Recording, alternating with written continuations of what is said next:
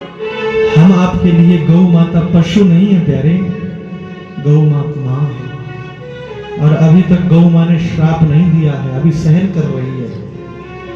जिस दिन श्राप देगी उस दिन हे सनातनियों दुर्दशा होने का भय है। बोलो जय श्री कृष्ण।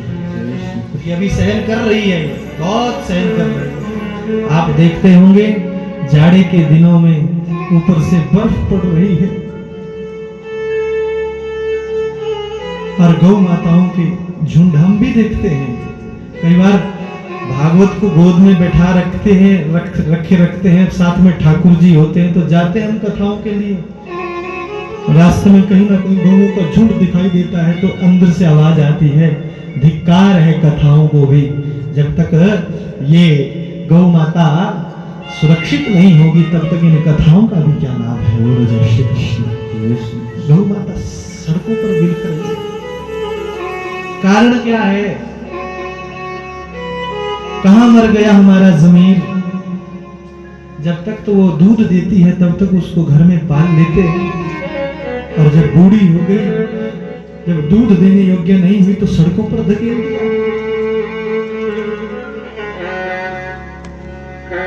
शास्त्रों में तो यहां तक आदेश दे दिया है कि ऐसा व्यक्ति जो गौ माता को इस तरह से दुर्दशा में धकेल दे, इस तरह से सड़कों पर छोड़ दे, ऐसे व्यक्ति को यदि मार भी दिया जाए तो कोई पाप नहीं लगता। बोलो जय श्री कृष्ण।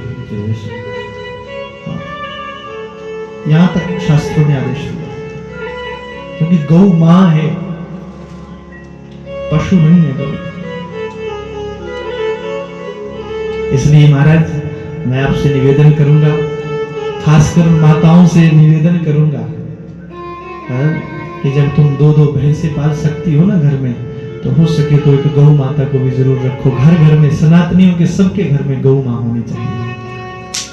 सबके घर में गोमूत्र पंचगव्य पंचामृत बनना चाहिए। बोलो जय श्री कृष्ण। ये माताओं बहनों पर बहुत निर्भर करता है। कष्ट तो तब होता है कि जब लोग 2-2 लाख रुपए के कुत्ते तो पाल लेते हैं। हाँ, पता नहीं किस किस प्रजाति के ये कुत्ते तो बड़े भाग्यशाली है, कलयुग के कुत्ते। बोलो जय श्री कृष्ण। क्या लग्जरी लाइफ होती है इनकी, हमने देखा है कई जगह। इतना प्रेम कहीं अपने माता पिता से कर लेना। आज का युवा कहीं हम देखते हैं कि सड़कों में चले हैं, उनको लेकर के लैट्रिन भी उठा रहे हैं उनकी। ये तो भारत है, यहाँ कोई पूछने वाला नहीं है। बाहर के देशों में लिफाफा साथ में लेकर के चलना पड़ता है। बोलो जय श्री कृष्ण। अगर कहीं सड़क पे इन्होंने गंदगी कर दी ना, उठानी पड़ेगी, वो कानून बड़ा खतरनाक है वहां। यहाँ कोई पूछता नहीं, हाँ? नहीं तो फिर पता चलता कि कुत्ता कैसे पाला जाता है। बोलो जय श्री कृष्ण। और सड़कों में उसे पकड़ करके चले रहते हैं। हम नहीं कहते पालो, उसमें भी भगवान का अंश है, परंतु साहब इसके लिए एक मर्यादा है। कम से कम मर्यादा को तो ध्यान रखो। ऐसा भी कैसा मोह है कुत्ते के साथ, उसको कष्ट ना दो, उसके लिए अलग व्यवस्था बना दो, पर कम से कम थोड़ा डिस्टेंस तो रखो। बोलो जय श्री कृष्ण। इतना भी कैसा मोह हो गया। मुझे तो सच में आवेश आ जाता है इन बातों को देख करके। अब बोल नहीं सकते। हाँ?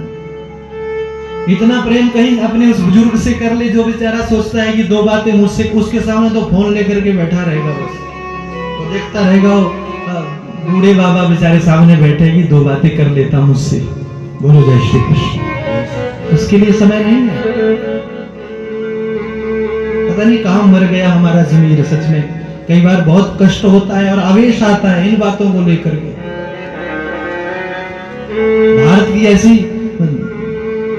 ऐसा दर्शन नहीं था भारतवर्ष का।